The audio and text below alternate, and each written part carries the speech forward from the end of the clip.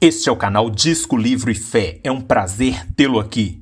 E no sintetizador de hoje estarei dando continuidade à síntese do livro Crer é Também Pensar, de John Stott. Se não assistiu ao vídeo anterior, seria bom assisti-lo antes. 6 aspectos da vida cristã que se tornam impossíveis sem o uso apropriado da mente: a adoração, a fé, a santidade, a orientação, o evangelismo e o ministério cristãos. Verdadeira adoração.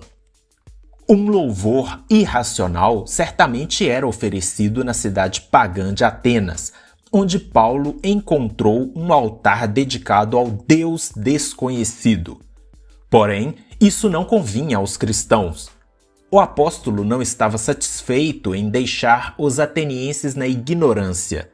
Ele fez algo para anunciar-lhes a natureza e as obras do Deus que eles ignorantemente adoravam. Ele sabia que a única adoração aceitável para Deus era a adoração inteligente, adoração em verdade, adoração oferecida por aqueles que sabem quem estão adorando e que o amam com todo o entendimento. Segundo aspecto, fé. Fé não é credulidade. Ser crédulo é ser convencível, ser completamente acrítico, incapaz de discernir e até de raciocinar sobre as próprias crenças. A fé e a visão são postas em oposição na Bíblia, mas não a fé e a razão. Ao contrário, a verdadeira fé é essencialmente racional, pois ela confia nas promessas e no caráter de Deus. Um cristão que crê é alguém cuja mente reflete e descansa nessas certezas. Em segundo lugar, fé não é otimismo, pensamento positivo. Fé é confiança racional. Uma confiança que se apoia de forma refletida e segura na fidelidade de Deus. Terceiro aspecto, o apelo à santidade.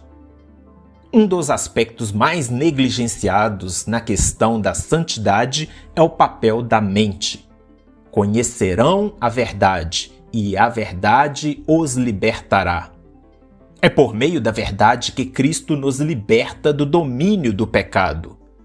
Para começar, precisamos ter uma visão clara do tipo de pessoa que Deus quer que sejamos. Precisamos conhecer as leis morais e os mandamentos de Deus. As Escrituras nos chamam novamente para uma disciplina mental a esse respeito. Tudo o que for verdadeiro, tudo o que for nobre, tudo o que for correto, puro, amável, de boa fama, se houver algo excelente ou digno de louvor, pensem nessas coisas. Quem vive segundo a carne tem a mente voltada para o que a carne deseja, mas o que vive de acordo com o Espírito tem a mente voltada para o que o Espírito deseja. A mentalidade da carne é morte, mas a mentalidade do Espírito é vida e paz.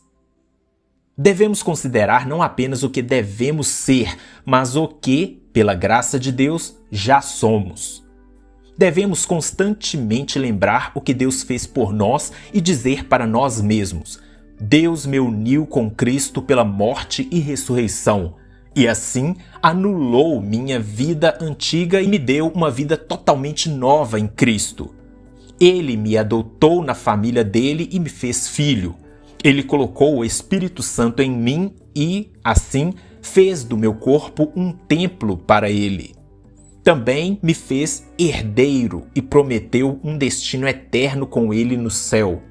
Isso é o que ele fez por mim e em mim. Isso é o que eu sou em Cristo. Quarto aspecto, a orientação do cristão. Como descobrimos a vontade de Deus? Alguns cristãos dizem convictos: o Senhor me disse para fazer isso, Ou o Senhor me chamou para fazer aquilo. Como se eles tivessem uma linha exclusiva com o céu e estivessem em direta e contínua comunicação telefônica com Deus. Se quisermos discernir a vontade de Deus para nós, devemos começar fazendo uma distinção importante entre a vontade geral e a vontade particular dele. A vontade geral de Deus para nós é que nos tornemos imagem do Filho. A vontade particular de Deus, por vez, envolve certas questões, como a escolha de um trabalho e um parceiro e o uso de nosso tempo, de nosso dinheiro e de nossa vocação. A vontade geral de Deus já foi revelada nas Escrituras. Não quer dizer que seja sempre fácil discernir a vontade dele nas complexas situações éticas da atualidade. Precisamos ter princípios seguros de interpretação bíblica. Precisamos estudar, discutir e orar. Porém, a vontade específica de Deus não é encontrada na Bíblia. Certamente encontraremos na Bíblia alguns princípios gerais para orientar nossas escolhas particulares. Há uma boa justificativa espiritual para o uso da mente no Salmo 32, versos 8 e 9. Esses dois versos devem ser lidos juntos. Eles fornecem um ótimo exemplo do equilíbrio da Bíblia. O verso 8 contém um apelo à orientação divina. Eu o instruirei e o ensinarei no caminho que você deve seguir. Eu o aconselharei e cuidarei de você. De fato, é uma promessa tripla. Eu o instruirei, o ensinarei e o guiarei.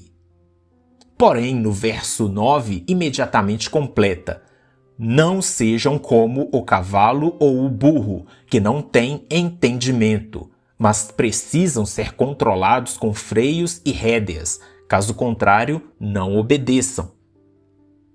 Em outras palavras, apesar das promessas de Deus nos guiar, não devemos esperar que Ele o faça da mesma forma como nós guiamos cavalos e mulas. Ele não usará freios nem rédeas conosco, pois não somos cavalos nem mulas, somos seres humanos. Então, é pelo nosso entendimento, esclarecido pela Bíblia, pela oração e pelo conselho de amigos, que Deus vai nos levar ao conhecimento da vontade particular dele para nós. Peço que curta, comente e compartilhe, não somente este, como os demais vídeos do canal, caso goste do conteúdo. Convido-lhe também a se inscrever no canal e ativar o sino de notificações. Quinto aspecto: apresentando o Evangelho. Paulo resume o ministério evangelístico de forma simples. Procuramos persuadir os homens. Persuadir é apresentar argumentos que convençam as pessoas a mudar suas mentes sobre algo. Lucas ilustra nas páginas de Atos. Ele nos diz, por exemplo, que por 3 semanas na sinagoga de Tessalônica, Paulo discutiu com eles com base nas Escrituras, explicando e provando que o Cristo deveria sofrer e ressuscitar dentre os mortos.